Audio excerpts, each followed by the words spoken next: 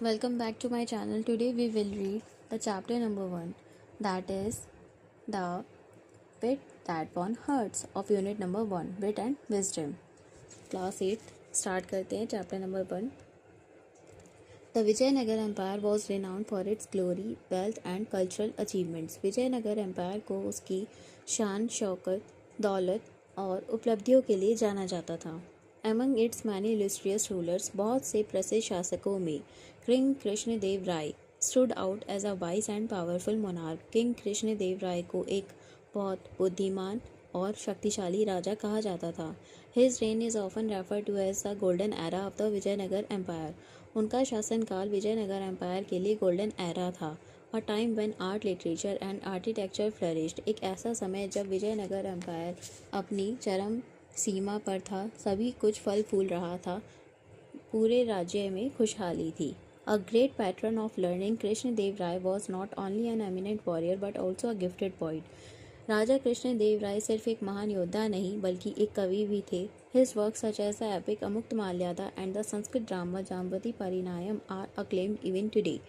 उनके कुछ महान ड्रामा जो उन्होंने लिखे हैं, पहला है अमुक्तमाल्यादा और दूसरा संस्कृत ड्रामा है जाम्बवती परिणायम, जो आज भी बहुत प्रसिद्ध है.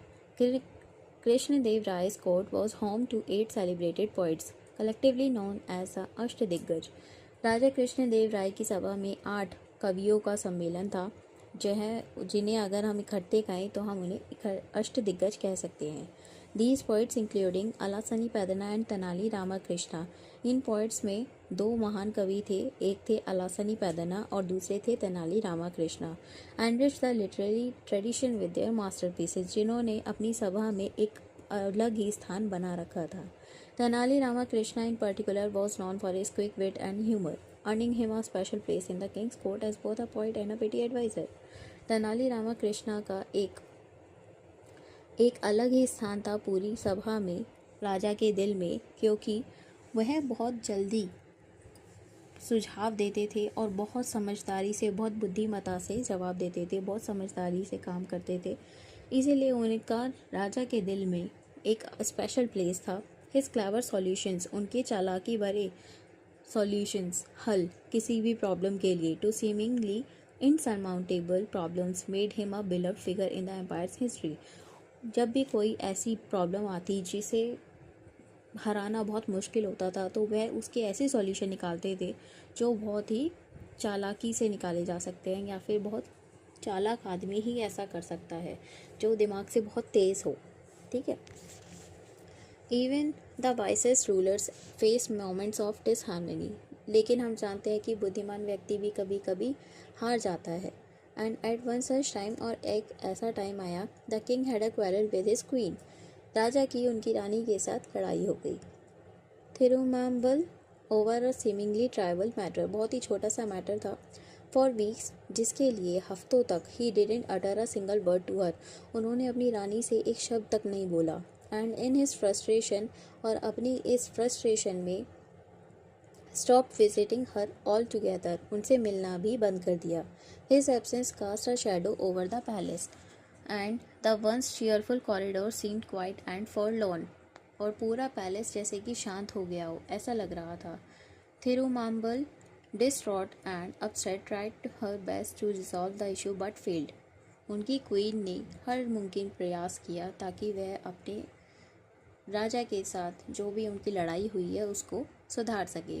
विद नो अदर ऑल्टरनेटिव, जब उनके पास कोई रास्ता नहीं बचा, शी डिसाइडेड, उन्होंने निर्णय लिया, to seek the help of Tenali Rama, कि वह तेनाली रामा की हेल्प लेंगी.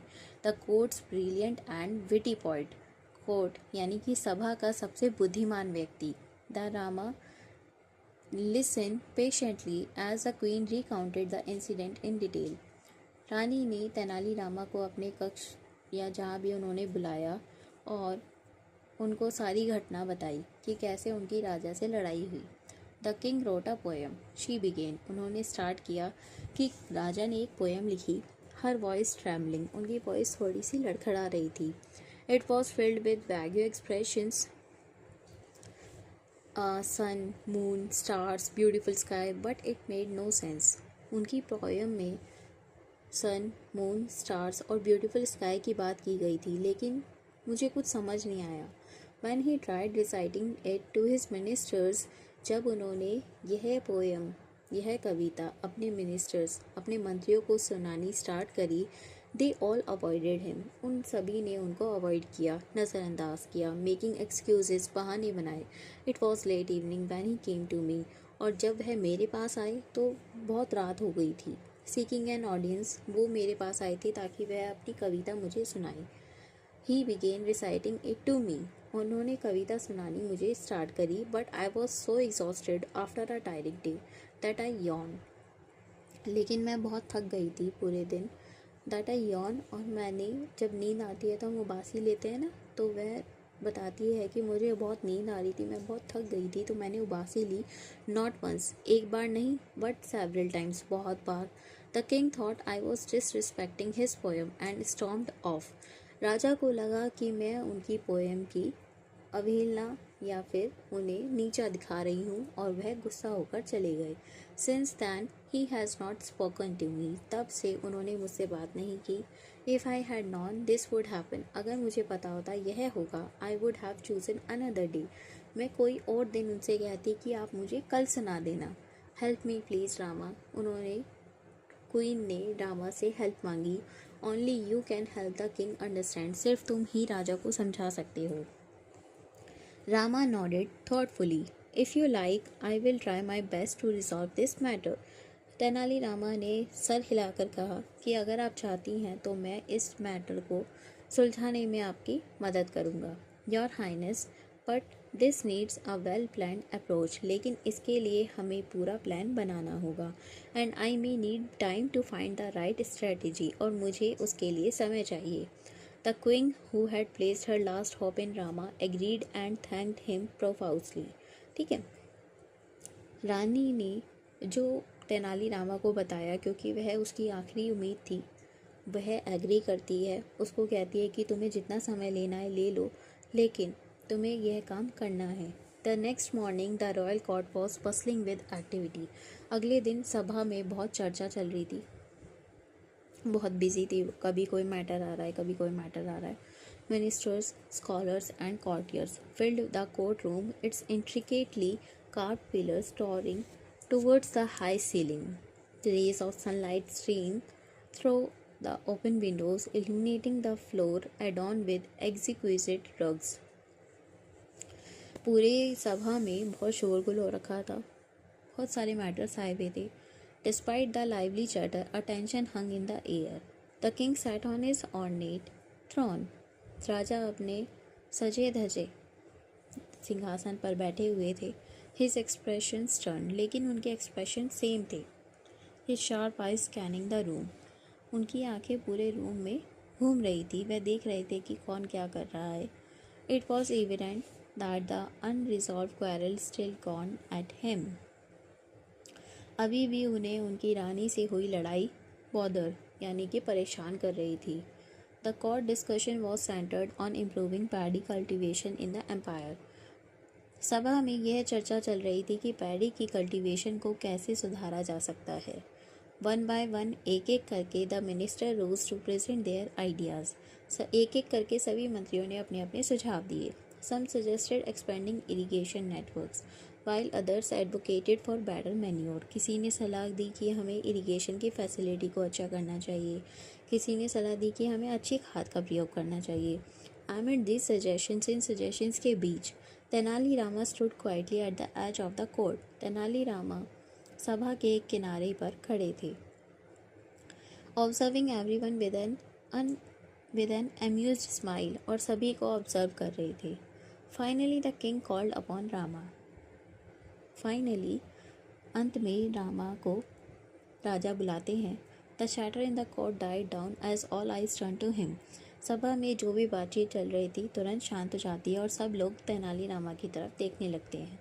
Rama approach the throne. Rama सिंहासन के पास आते हैं, carrying a plate full of paddy seeds, और हाथ में पैडी के सारे सीड्स लेकर आते हैं.